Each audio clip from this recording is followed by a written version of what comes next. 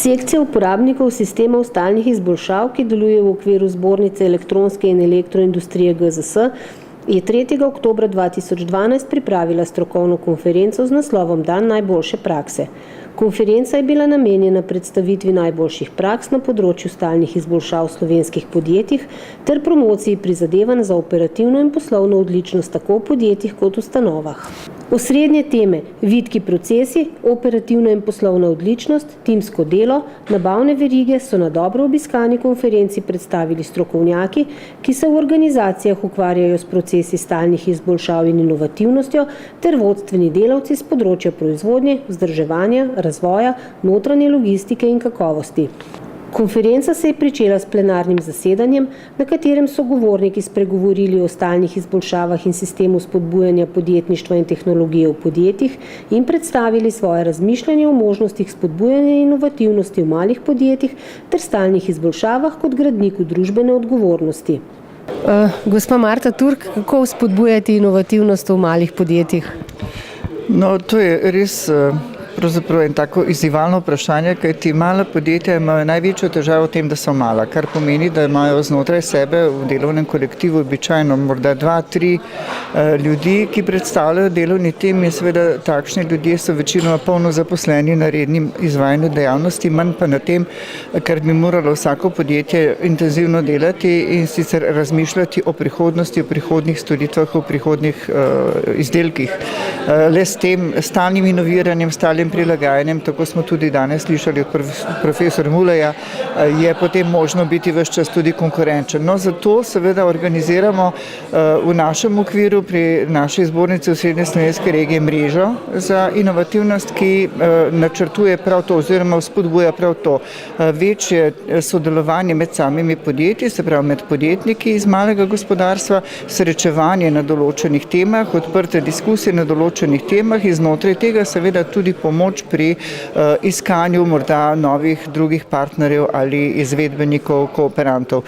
To je ena od oblik takšne mreže za inovativnost, ki lahko denimo spodbuja pri malih podjetjih več razmišljanja o svoji prihodnosti.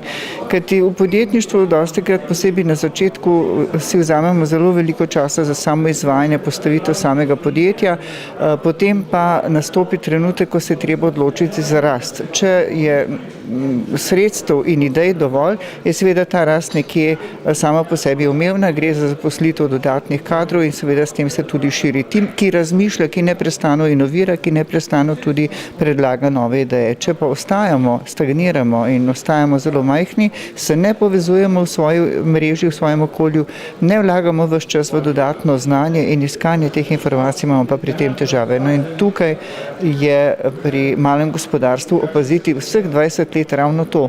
Zelo majhen delež malih podjetij je prišlo iz tiste kritične faze 2-3 zaposleni v vsaj 7-8 zaposlenih in razvoj več ponudb oziroma več dejavnosti hkrati. In na tem bi morali tudi sistemsko delati tudi strani države. Kako bi vi opredelili bistvo množične inovativne dejavnosti in v okviru tega družbeno odgovornost? Jaz bi najprej razlikoval med množično inventivno in množično inovativno dejavnostjo, ker inventivnost daje ideje, to je dosti lažja množičnost, inovativnost pa ustvarja korist iz idej in to potem odločajo odjemalci. Množičnost pomeni, da se veliko ljudi vključuje, ker vsak je sposoben nekaj razmišljati ali za korist ali za nagajanje, kakor mu pač dajemo prostor iz vodstvenih vrhov. Družbena odgovornost je torej v tem, da jih aktiviramo, da njihove sposobnosti uporabimo, da jih zaradi tega naredimo iz orodja v ljudi. V nadaljevanju konference je 5 slovenskih podjetij prikazalo najboljše prakse procesov stalnih izboljšav v svojih podjetjih. Z zanimivimi strokovnimi prispevki so se predstavili Hydrier Automatika z univerzalno stiskalno merilno napravo. Za ta projekt, ki sem ga danes predstavil, sem se odločil na podlagi rezultatov moje naloge 6 Sigma, ki sem je delal kot tečajnik za Black Belt. In izhod iz te naloge je tale improve faza, kjer smo začeli načrtovati tole univerzalno merilno pripravo. Zdaj smo v fazi načrtovanja. Izplen bo, mislim, da bo dosti bolj fleksibilna proizvodna, prihranek na prostoru, dvig overall efficiency opreme in pa predvsem pa tudi motivacija sodelavcev proizvodnih, ker bo zadeva bolj lažje obvladljiva in pa, bi rekel, bolj pod nadzorom. Gorenje z Lean projektom PPA IPC. V okviru uvajanja vitke proizvodnje smo se pač v priložnosti, ko smo združevali proizvodne prostore invalidskega podjetniškega centra, odločili tudi, da uvedemo principe vitke proizvodnje hkrati. Namen je bil, da združimo se pravi v eno zgradbo vse proizvodne prostore. Se pravi, delo je potekalo, bom rekla, od septembra do uvedbe konec januarja. S vsemi ostalimi segmenti pa smo, se pravi, z uvajanjem Milkrana in sem rekla, pa tudi dopolnjevanja projekta pa je bil uradno končan konec maja. Še vedno pa delamo, se pravi, tim skupaj, rešujemo nastale probleme, se pravi, tudi z uvedbom vitke proizvodnje v to proizvodno so se hkrati pojavile nove možnosti za izboljšavo. BSH hišni aparati z uvajanjem vitke proizvodnje v oddelku montaže kuhinjskih aparatov. Na nivoju koncerna BSH smo zelo aktivni, kar se tiče inovacij in spreminjanja procesov. Imamo na nivoju koncerna postavljen proizvodni sistem, s pomočjo tega optimiramo v bistvu vse procese v tovarnah. Fokus nam je bil proizvodnja, tam smo dosegli tudi največje učinke trenutno. Kako pa samo delo poteka oziroma je potekalo? Ja, začetki so bili zelo, bom rekel, trdi, hudi. Ta izboljšava v bistvu trajala, smo jo uvajali nekje 4 leta.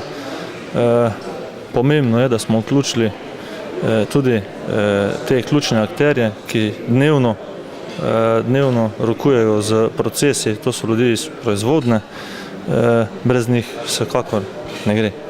Kaj pa rezultati? Kot sem že prej omenil, pri sami predstavitvi dosegli smo res zavidljive rezultate. Kazalniki, kot so povečane produktivnosti, nižanje zalog, hitrejši pretočni časi, zadovoljstvo ljudi, bolj mirna proizvodnja, vse skupaj kaže, da bomo naprej po isti poti nadaljevali. Kolektor Liv z informatizacijo materialnega poslovanja v podjetju ter Domel s prispevkom 6 Sigma v razvoju. Ja, za projekt uvajanja metodologije 6 Sigma smo v Domelu se odločili predvsem zato, ker smo nekako videli, da nam pri reševanju vsakdanjih problemov, predvsem na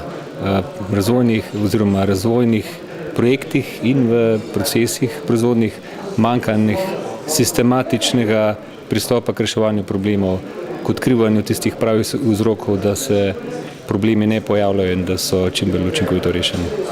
Kako je pa delo potekalo na projektu? Ja, mi zdaj predvsem delamo to learning by doing, to se pravi učenje, intenzivno učenje teh strokovnjakov in vodij, hkrati pa tudi realizacija teh nalog, projektov z pač tudi nekimi konkretnimi izboljšavami. To se pravi, da z roko v roki se nekaj naučimo, poskušamo to uporabiti v praksi in tudi zdaj to nekako nadaljujemo, vsako leto vključujemo pač več sodelavcev, zdaj zadnje obdobje, zadnje leto smo predvsem tukaj izobraževali sodelavcev v razvoju izdelkov.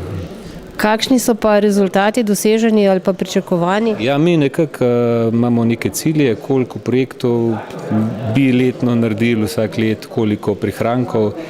In zdaj nekako eno je, da so tudi taki cilji, da pač to znanje dobimo in ga dnevno uporabljamo.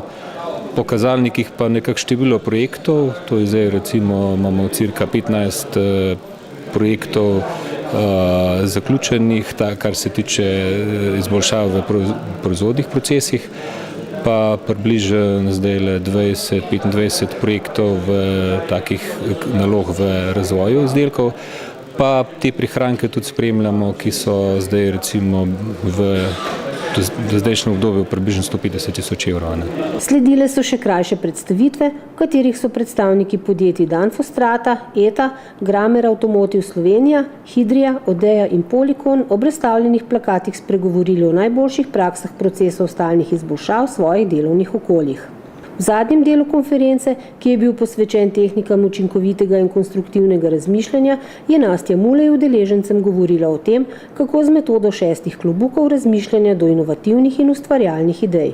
Ljudje smo nagnjeni k razmišljanju, ki niti ni tako zelo razmišljanje, ampak je v bistvu ocenjevanje in potem zadevo, na katero naletimo, začnemo analizirati, kritizirati in ali argumentirati, po možnosti iz lastnega zornega kota, ki se nam zdi edini pravilen.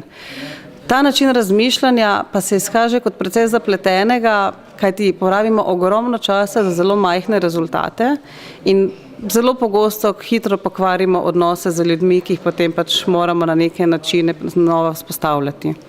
In namesto tega predlagamo nekaj, kar jaz imenujem kar sodelovalno raziskovanje, skupinsko razmišljanje, naše misli zavestno usmerjamo, tako da najprej pogledamo na primer samo dejstva, vsi v skupini in potem šele vsi generiramo ideje, vsi v skupini in šele potem jih recimo selekcioniramo, običajno po občutku, in potem izbrane ideje pogledamo z zornega kota prednosti, kot jih pač vsak posameznik zaznava, šele v naslednjem koraku slabosti, omejitve in na koncu, ko imamo izpostavljene potencialne težave pri tej neki predlagani ideji, to zopet pogledamo, kaj pa so morebitne rešitve, kako bi jo lahko recimo modificirali. In na ta način bomo prišli do veliko večjega števila idej v veliko krajšem času in ne bomo se skregali, kar je še dodaten doprinos k celotni zadevi. Preden se bomo razšli, bomo samo pazili, da je zaključek sprejet soglasno, da ni vsiljen in da smo se dogovorili o naslednjih korakih.